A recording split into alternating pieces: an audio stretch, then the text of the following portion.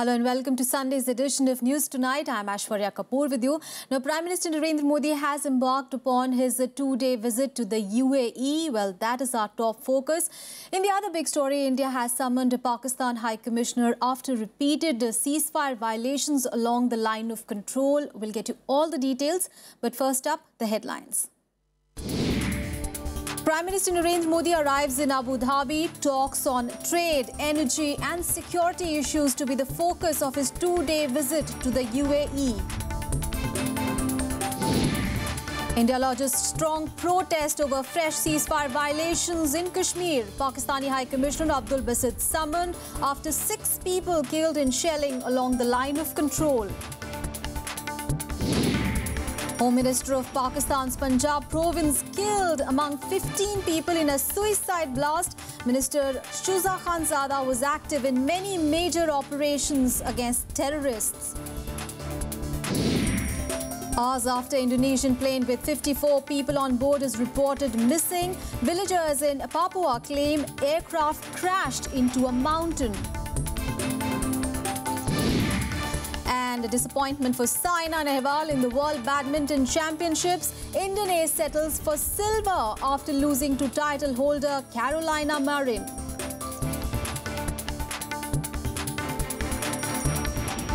Well, the day's biggest story, Prime Minister Narendra Modi began a two-day visit to the UAE today ahead of his talks with the Emirati-led leadership. Modi has said that the Gulf region is vital for India's economic, energy and security interests.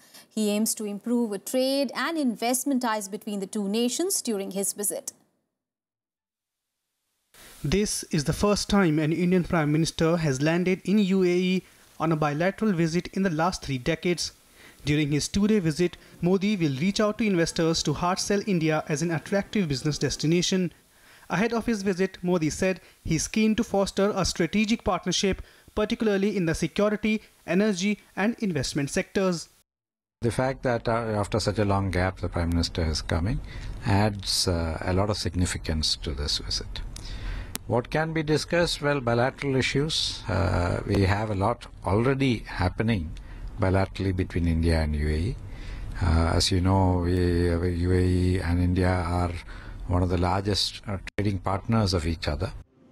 UAE too hopes to strengthen ties with India during this visit. Its foreign minister said that UAE is particularly keen about cooperation in security to combat terror. UAE's concern over the spread of Islamic State in the region is also expected to feature in talks. During the visit, Modi is scheduled to meet his counterpart Sheikh Mohammed bin Rashid Al Maktoum, apart from the Crown Prince of Abu Dhabi, who invited Modi to visit the country. Modi will seek to enhance cooperation in energy and trade. At $60 billion per year, UAE is placed third on the list of India's trade with foreign countries.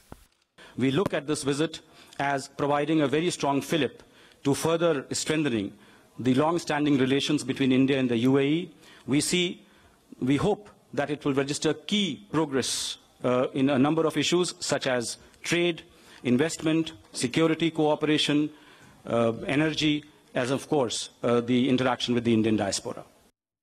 After his arrival, Modi's first public engagement is a visit to the Sheikh Zayed Grand Mosque. It is the third largest in the world after the ones in Mecca and Medina in Saudi Arabia. It is named after the founder and first president of the UAE. Bureau Report, Rajya Sabha TV. Well, the Prime Minister will also address the huge Indian diaspora in the UAE. Ahead of his visit, Modi described the Gulf country as a mini India, which has close to 2.6 million Indians as citizens. He said that the Indian community was not only contributing to the progress and development of the host country, but also participating in the economic development of India. The Indian diaspora is prepared to welcome the first Indian Prime Minister on UAE soil after Indira Gandhi way back in 1981. UAE nationals, big business people, इसको हम Prime Minister मिल रहा है लोग से, ये लोग भी announcement करेगा कि इंडिया में invest करें, क्योंकि इंडिया एक बड़ा economic power है और होने वाला है और ऑलरेडी हो चुका है. I mean, almost all we are in the process. तो उसके लिए हम लोग को सब बहुत अच्छा एक्सपेक्टेशन है और हम लोग को खुशी है कि हमारा ऑनरेबल प्राइम मिनिस्टर इधर विजिट कर रहा है. I'm really excited about our Prime Minister's visit. India and UAE have traditionally enjoyed strong ties right from the 13th century onwards in various trading areas. So I think it's mostly this will open up a lot of areas for investments and by the NRI businessmen as well as the Emirati businessmen in both the countries. And in the other big story, in a new flare-up in border tensions, Pakistani troops resorted to heavy firing and mortar shelling at Indian posts and civilian areas today.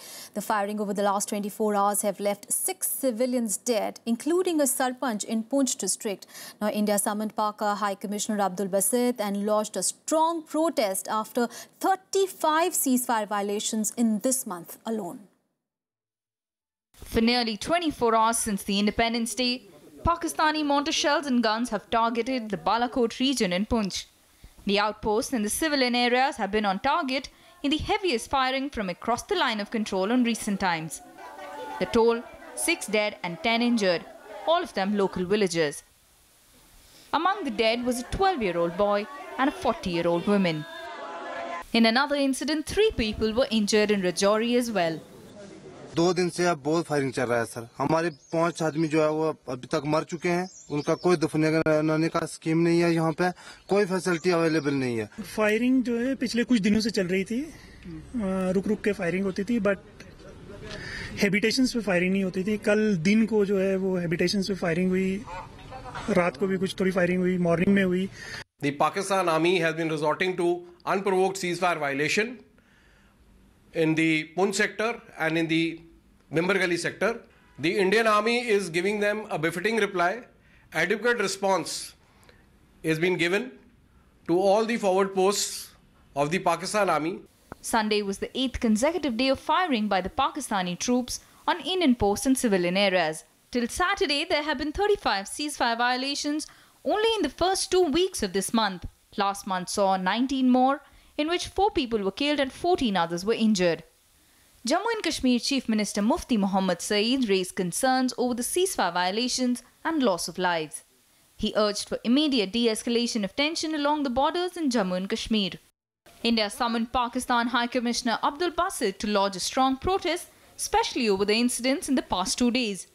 Basit sought effective mechanism to stop violence. Shri Anil Vadhva, Secretary East in the Ministry, lodged a protest and conveyed our anger at the unprovoked firing by Pakistani troops since August 8, particularly with regard to the incidents of yesterday and today in Poonch. Secretary East conveyed that the Pakistan government needed to take necessary steps to ensure that the Pakistan military does not undermine peace and tranquility along the international boundary and the line of control. We are concerned about ceasefire violations. Our side would like to have a more effective mechanism as to determine as to who indulges in these unprovoked firing. Meanwhile, the villagers living near the LOC are keen to move out amid heavy firing. Schools and shops have been shut for the past few days since the firing escalated. Bureau Report, Rajya Sabha TV.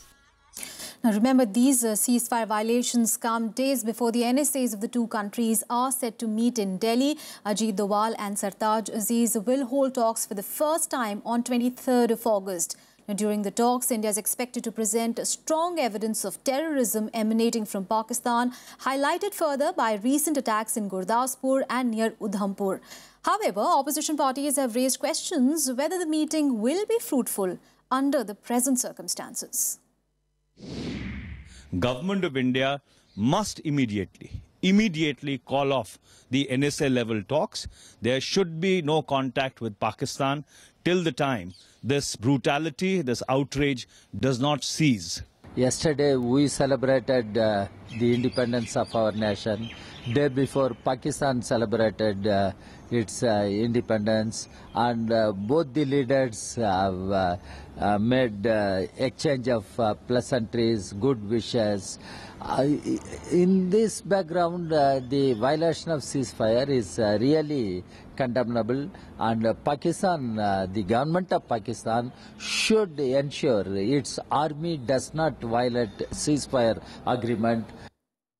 News from across the border. Well, the Home Minister of Pakistan's Punjab province was killed in a suicide attack along with 15 others in a talk. Lashkar-e-Jhangvi, a Sunni militant group with ties to the Al-Qaeda, has claimed responsibility for the attack.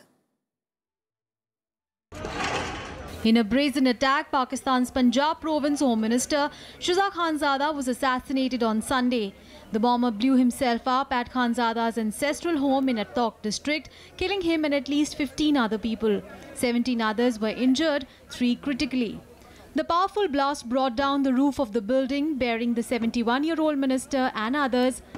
The banned outfit Lashkar-e-Jhangvi claimed responsibility for the attack. यानी बहुत शदीद सा धमाका था तो थोड़ी देर बाद फिर मालूमात हुई कि वज़ीर दाखिला पंजाब फ़ख्र कर्नल शुजा खानज़ादा साहब पर बम ब्लास्ट हुआ है। तो जब मैं यहाँ पर आया तो अपनी मदद आपके ज़रिए से जो खानज़ादा साहब के लोग हैं उनके कारकुन थे अपनी मदद आपके ज़रिए से जो है ना उन डेड बॉडीज़ वगैरह जो है ना रेस्क्यू कर रहे थे। तो फिर पुलिस वगैरह भी आ गई। उसके बाद फिर रेस्क्यू 1122 वाले आए और फिर अफवाज पाकिस्तान पहुंची। Pakistan Prime Minister Nawaz Sharif and Home Minister Chaudhry Nisar Ali Khan condemned the attack. Khanzada was given charge of the Home Department in last October and had spearheaded a drive against notorious sectarian groups like the LAJ. He was under threat after the killing of outfit chief Malik Ishaq in July. He also received threats from the Al-Qaeda and Tehreek-e-Taliban Pakistan. Bureau Report, Rajya Sabha TV. Now, villagers in Indonesia's Papua region have claimed that they have found the wreckage of the plane which went missing with 54 people on board today. According to reports, the villagers said that the plane crashed into a mountain. It is not yet known whether there were any survivors. Now, bad weather is believed to have been a possible reason for the crash. The plane lost contact with the airport after takeoff from Jayapura amid heavy rain, strong winds and also fog. A search operation to locate the aircraft had to be suspended due to poor light. Well, remember, Indonesia has a patchy aviation safety record. In December, an AirAsia plane en route to Singapore crashed in the Java Sea during the stormy weather, killing all 162 people on board. Menurut informasi, pada malam hari ini pesawat Trigana Air yang hilang kontak sudah ditemukan di Camp 3 Distrik Okpape, Kabupaten Pegunungan Bintang. Dan akan diteruskan besok sepagi mungkin. Basarnas juga akan ke sana malam ini bersama Direktur Jenderal Perhubungan Udara. And in news tonight, we'll take a very short break. Up next, more international news. Sri Lanka all geared up for parliamentary elections on Monday. Rajapaksa to contest in a comeback bid as the Prime Minister. Details to follow. Stay with us.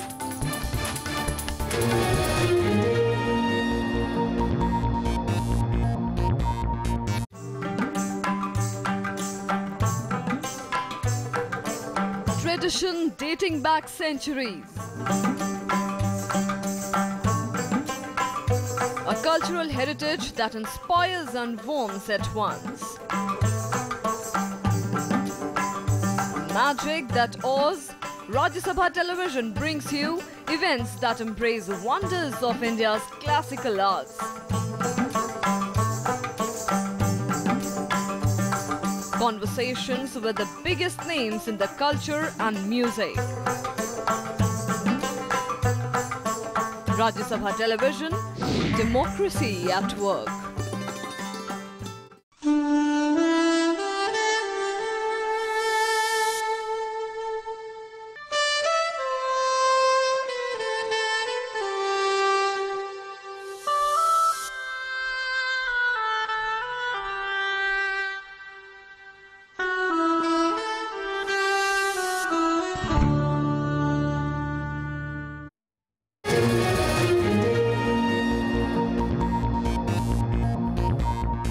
Welcome back after the break. News from Madhya Pradesh, where the BJP today swept the civic body elections. Well, the party gained 8 bodies from the Congress, which was left with just 1 municipal council. Now, BJP holds all 16 municipal corporations in the state. An elated Madhya Pradesh Chief Minister Shivraj Singh Chauhan said that the results are a fitting blow to the party's rivals who tried to defame it with the Vyapam allegations. The Congress had repeatedly demanded Singh's resignation over the jobs and admission examination scam. लेकिन अब सब जगह Bharatiya Janata party शानदार सफलता प्राप्त कर रही है। जनता का बहुत आभार, धन्यवाद। और बेहतर काम करने का हम प्रयास करेंगे, लेकिन साथ में वो लोग भी सबक सीखें जिन्होंने प्रदेश को बदनाम करने की साजिश रखी। व्यापम घोटाले में आरोपित होने के बाद मुख्यमंत्री जी के लिए यह चुनाव जिंदगी और मौत का प्रश्न था, और वो इन चुनावों के लिए आम दाम दंड भेद नौकरशाही का पूरा दुरुपयोग, धन का दुरुपयोग, बल का उपयोग करेंगे, और वो उन्होंने किया है। मगर बावजूद इसके हम लोग भ्रष्टाचार के खिलाफ, सरकार के खिलाफ अपनी आवाज को और तेज। Let's move on in the bulletin now. Well, India's food grain production is estimated to go down by 5.25% this fiscal. All eyes are now on the Pradhan Mantri Krishi Sinchai Yojana, which is expected to overcome the adverse effects of a deficit monsoon and unseasonal rains of February to March this year. India's agriculture is in a bad shape. Area under cultivation has fallen, and so has food grain and oilseed production. Currently, 142 million hectares are cultivated. Of this, only 45% farmland gets irrigation resources. In an attempt to reverse the trend, the government will spend 50,000 crore over the next 5 years under the Pradhan Mantri Krishi Sinchai Yojana. That will bring 6 lakh hectares under irrigation. 5 lakh more hectares will benefit from drip irrigation. Moreover, 1,300 watershed projects are marked for completion. सबसे बड़ी बात है कि जो कृषि उत्पादन में जब भी देश में कभी कभी ये सूखे के कारण आई है, तो इस वर्ष एक बहुत बड़ी योजना प्रधानमंत्री कृषि सिंचाई योजना की शुरुआत हुई है। 50,000 करोड़ का उसका बजट है, जो उत्पादकता बढ़ाने में सहायक होगी। During 2014-15, delayed rainfall in monsoon season affected kharif production, while untimely rains in February and March 2015 impacted rabi production. Overall food grain production declined to 251.12 million tons in 2014-15 from a record level of 265.04 million tons in 2013-14. Wheat production, estimated at 90.78 million tons, was lower by 5.07 million tons achieved during 2013-14. Pulses, estimated at 17.38 million tons, is lower by 1.87 million tons.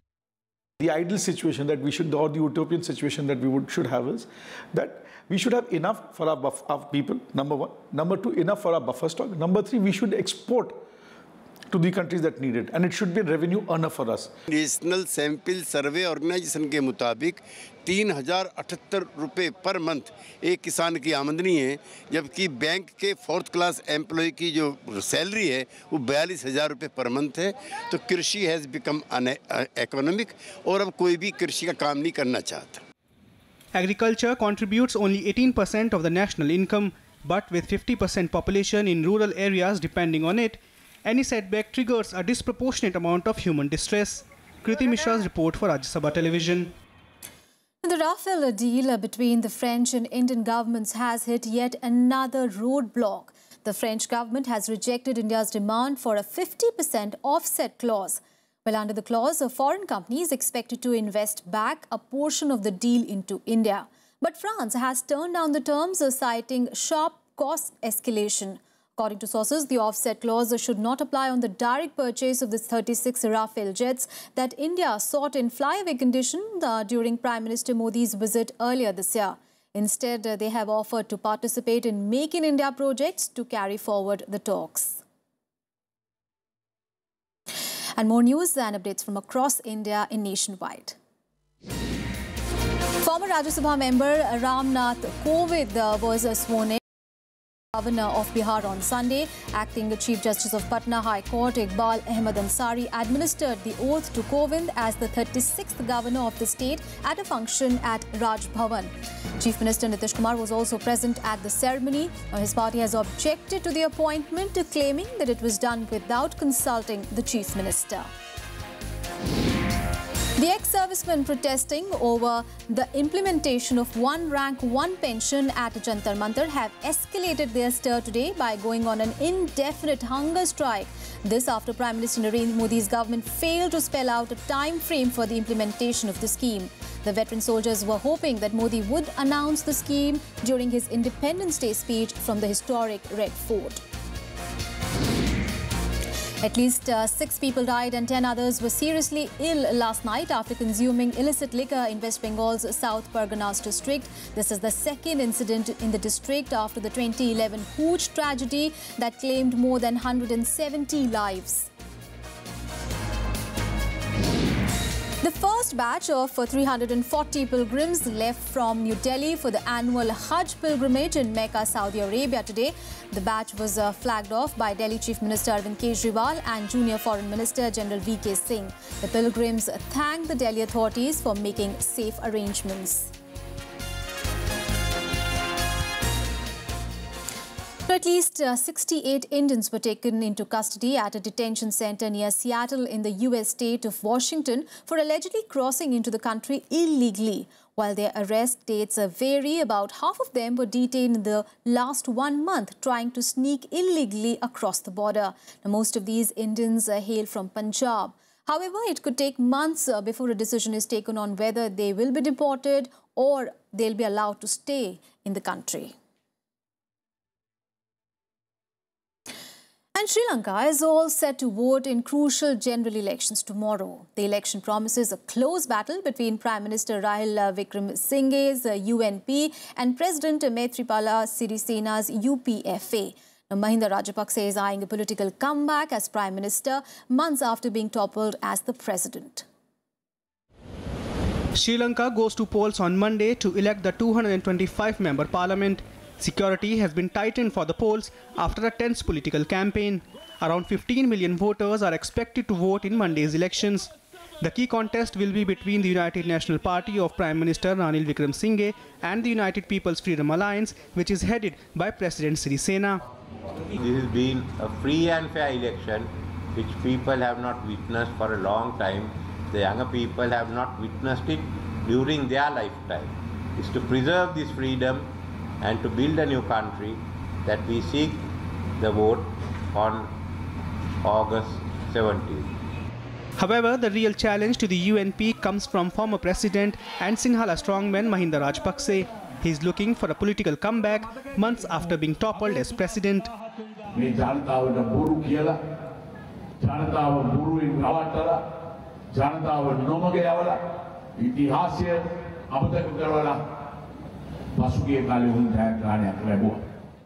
Sirisena was not in favor of granting Rajapaksa a party ticket, but his party allies have defied his wishes. Eventually, he had to allow Rajapaksa to contest as there was a threat that the party would be split if he was not given a party ticket. Rajapaksa is contesting from the provincial city of Kurunegala, where he enjoys a considerable following among the Sinhala-speaking Buddhists. Bureau Report, Rajya Sabha TV. And some more international stories in Global Buzz. Syrian government warplanes targeted rebels in Douma today, killing 82 people and wounding more than 200. Significant damage seems to have been caused to the buildings in the area. Now, this is one of the deadliest airstrikes by the government since the crisis began nearly 5 years ago. Democratic presidential candidate Hillary Clinton has slammed Republican Jeb Bush's remarks that the share of blame for the rise of Islamic State rests with President Barack Obama's policies on Iraq. Now, Bush accused the Obama administration of a premature withdrawal of US forces from Iraq in 2011. However, Clinton chose to blame former President George Bush, who launched the 2003 invasion of Iraq and also signed the agreement on troops withdrawal. The death toll in the explosion in China's Tianjin province has gone up to 112. Authorities have ruled out toxins near the blast area and they say that poses no risk to the people outside the evacuation zone. Over 700 are still in hospitals. Several others are still missing, with one of the China's worst industrial disasters. Ecuador President Rafael Correa has declared a state of emergency over increasing activity at the Cotopaxi volcano near the capital Quito. Officials evacuated hundreds of people from nearby villages after the volcano began to erupt on Friday. Small eruptions have already shot ash more than 5 kilometers into the sky, spreading as far as 50 kilometers to the north near the capital. Another short break here. Up next, we'll get you all the sports news. Well, Abhishek Verma has clinched gold at the Archery World Cup. Stay with us for that and much more.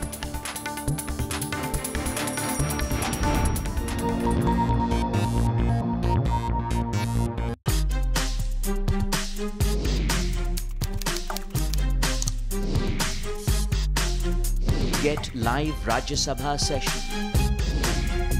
News, views, reports and analysis you can trust on social media.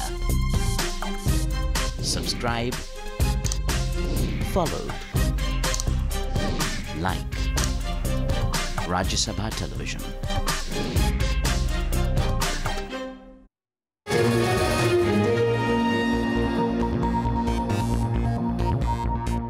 Welcome back. Let's get you all the sports news now.